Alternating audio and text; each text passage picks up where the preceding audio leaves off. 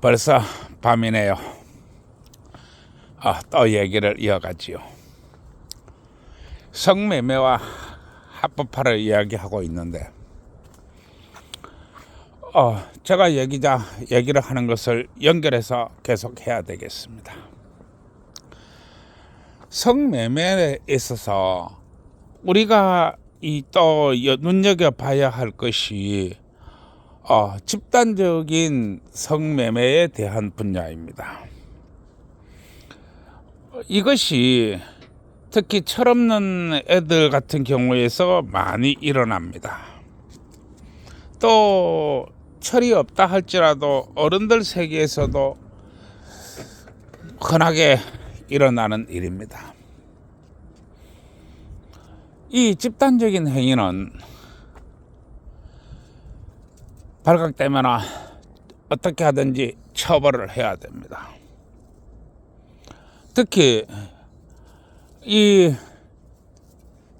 다중에 대한 이 어떤 성매매 또는 이 성범죄 또 성행위 이런 것들, 예를 들어서 1대3, 1대5, 1대7 이런 식으로 일어나는 것을 얘기합니다. 또 때로는 2대5가 될 수도 있고 2대8도 될 수도 있고 그렇습니다.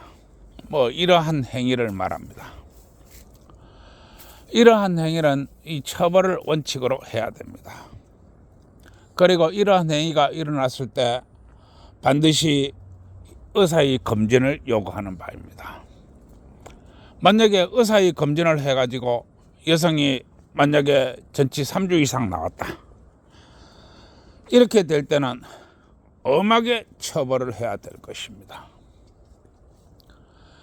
그리고 만약에 이런 것들에 어떤 그 여자나 남자나 이렇게 해서 앞일이 문제가 될 경우에 합리적인 판결을 해야 될 것으로 보입니다.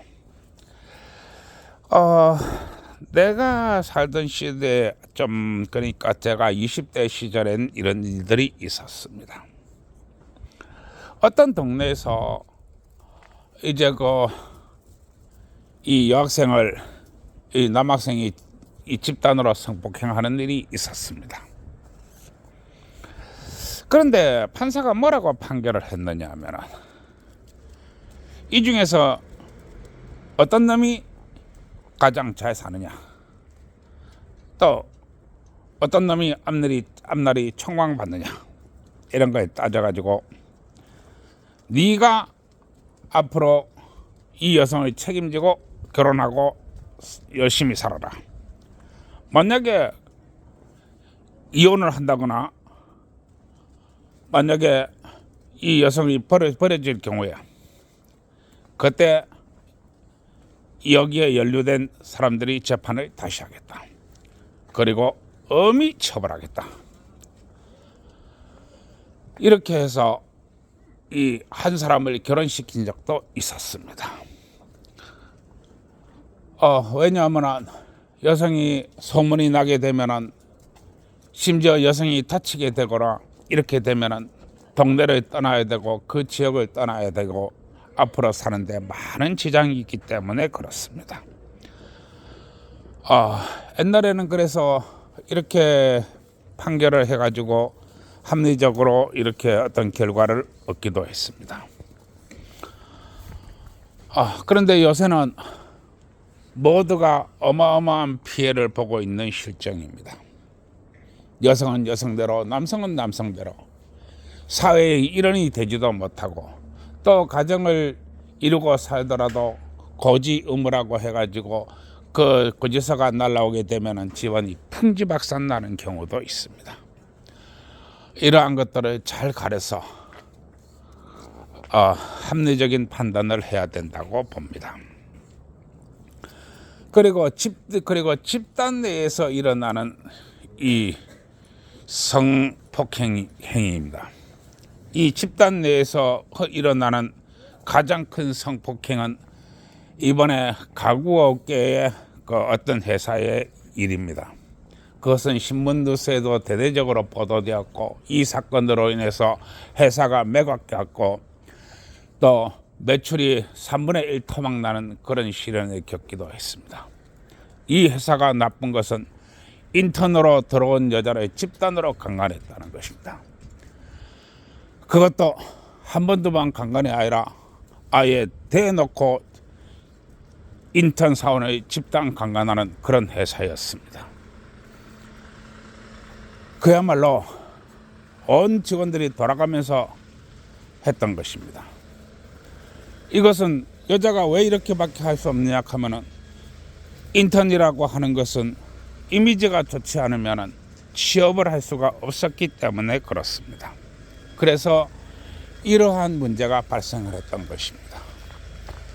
어떻게 여성을 위한 가구를 만드는 회사가 여성을 이렇게 인턴으로 뽑아놔놓고 집단 강간을 하게 되었단 말입니까? 그 회사는 여직원들도 많은데 그 여직원들 다 그랬다는 얘기 아니겠습니까? 이게 직위와 어떤 권력을 이용한 이런 성폭행입니다. 만약에 이런 회사라든지 이런 사람들이 발각되면 지위과를 막론하고 엄격한 처벌이 있어야 됩니다. 그 처벌은 구속을 원칙으로 해야 됩니다. 제가 이런 얘기를 하는 것은 우리 사회의 성문화가 맑고 밝아야 된다는 것입니다. 성문화가 이루어지는 것은 1대1의 원칙을 기본으로 삼아야 됩니다. 그리고 참 여러 가지 사정이 있다 할지라도 2대1을 넘어서는 안 됩니다. 그 이상이 된다고 하는 것은 뭔가 문제가 있어서 그런 일이 발생을 했다는 것입니다. 그래서 그러한 문제들을 고쳐내지 않으면 우리 사회는 답이 없는 사회로 돌아갑니다. 이러한 것이 많이 있습니다. 그래서 이러한 문제는 시급히 개선되어야 됩니다. 그리고 아까도 한번 얘기하다가 내가 빠뜨려 먹었지만은 여성이 그 성병 예방 차원에서 하는 국가의 그 예방입니다. 병원의 체계적으로 갖춰야 되고 만약 여성이 성매매를 하다가 그 성병에 걸렸을 경우에 여성이 휴대폰을 다시 획득해 가지고 거기에 연루된 남자들도 전부 다 조사를 다 해야 됩니다. 그 성매매한 남자들을 처벌하라는 것이 아닙니다. 그 성병에 걸려 가지고 어떤 놈이 걸려가 있는지 또 어떤 놈이 전염되었는지 어떻게 되었는지 이러한 것들을 체계적으로 국가가 관리하기 위해서 여성이 몸만 검사하는 게 아니고 남성의 몸도 검사할 수 있어야 됩니다. 처벌을 하라는 게 아닙니다. 이러한 것들을 처벌을 하게 되면 첫째는 돈이 돌지 않고 모두가 불신의 사회가 될 것입니다. 그 다음에 또 제가 마지막으로 이 성범죄에 대한 이제 얘기를 하겠습니다. 성행위를 하다가 사망하는 경우는 두 가지가 있습니다. 하나는 이 복상사입니다. 그리고 또 하나는 살해입니다. 이 복상사로 사망하는 경우에는 여자도 복상사로 인해서 사망할 수도 있고 남자도 복상사로 사망할 수가 있습니다. 그런데 이 복상사의 개념을 정확하게 해야 됩니다. 만약에 죽은 자를 조사를 해가지고 만약에 약물이 오남용이라든지 아니면은 어떤 경우로 이 복상사를 위장한 사례도 있습니다. 만약에 그 와중에서 조사를 해보고 아무런 이상이 없는 이 심장마비성 복상사라고 한다면 그때는 무죄를 내립니다. 왜냐하면 정상적인 복상사이기 때문에 그렇습니다. 이 정상적인 복상사는 어떤 사람들은 천국을 가기 위한 승리라 이렇게 얘기하고 어떤 사람들은 처절한 패배라고 얘기합니다. 그리고 어떤 사람들은 말하기를 가장 사랑스럽고 가장 행복한 죽음이 복상사다 이렇게 얘기합니다. 또 어떤 사람들은 한없이 슬프고 정말로 완벽한 패배다 이렇게 또 얘기도 합니다. 복상사를 보는 관점은 그렇습니다. 그러나 제가 내린 결정 이 논리는 저희 논리입니다. 이것은 가장 완벽한 패배다 하고 저는 보고 있습니다. 왜냐하면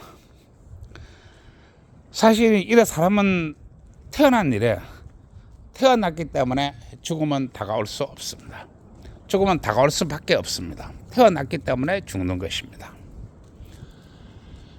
그리고 어떻게 보면은 가장 행복한 죽음은 여체 위에서 맞는 죽음일 것입니다. 그러나 그렇게 하면은 의학이 발전도 없고 과학이 발전도 없고 사회적으로 또 더 나은 미래를 꿈꿀 수도 없고 그리고 무엇보다도 또 돈도 돌지 않게 되고 그렇게 될 겁니다. 그래서 그냥 아름다운 패배다 이렇게 좀 받아들이는 게 맞지 않나 난 이래 봅니다. 그래서 정상적인 복상사의 경우에는 남자가 죽었든 여자가 죽었든 무죄로 합니다. 그러나 만약에 이것은 검사를 냉정하게 해봐야 될 것이 너무 한 여자를 또 한 남자를 몇 날 며칠씩 한 방에 가둬놓고 성행위를 하다가 복상사를 했다. 그거는 문제가 있기 때문에 그런 것들은 조사를 해봐야 될 문제입니다. 그리고 두 번째 문제는 살해당하는 경우입니다. 여자가 살해되어 당하든지 남자가 살해당하든지 만약에 그런 경우가 있을 경우에 한쪽은 이웃불문, 직위고하, 금전이 여부 관계없이 사형시키시기 바랍니다. 왜 그러냐 하면은 그것은 존재에 대한 심각한 도전이라고 나는 보고 있기 때문입니다. 이것은 반드시 지켜져야 될 것입니다. 그리고 만약에 참 끔찍하게 만약에 한쪽이 당했다. 정말로 신체 일부를 훼손했다. 이렇게 될 경우에는 공개적으로 조리 돌림을 하고 공개적으로 빨가벗겨서 온 동네를 돌아다니며 조리 돌림을 하고 시신도 공개된 곳에서 방치돼서 모든 사람들이 보는 가운데 썩어가도록 만들어야 될 것입니다. 성이라고 하는 것은 먹고 자고 하고의 으뜸입니다. 즉 그 중에서 하고의 최고 으뜸입니다. 그리고 존재가 달려있는 일입니다. 사람을 살해하고 시신을 훼손하고 이러한 행위가 발견되었다면 그거는 존재에 대한 도전으로 치부하고 만인에게 본보기를 보여야 할 것입니다. 제가 이렇게까지도 격앙되고 있는 것은 정신 이상자라 해가지고 봐주고 과음을 했다 해서 봐주고 돈이 많다 해서 봐주고 높은 자리에 있다 해서 봐주고 나는 그런 경우를 봅니다. 절대 안 됩니다. 이웃불문 어떤 것도 관계없이 무조건 사형에 처해서 본보기를 보여야 할 것입니다. 존재는 대단히 위대하고 성스러운 것입니다. 그리고 성에는 존재의 의무가 있고 존재의 출발이 있고 존재의 마지막이 있습니다.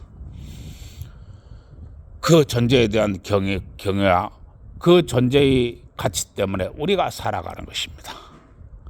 이 존재의 정면으로 도전하고 부정하는 행위는 절대 용서해서 안 되며 만인에게 귀감을 보여야 된다고 나는 생각합니다.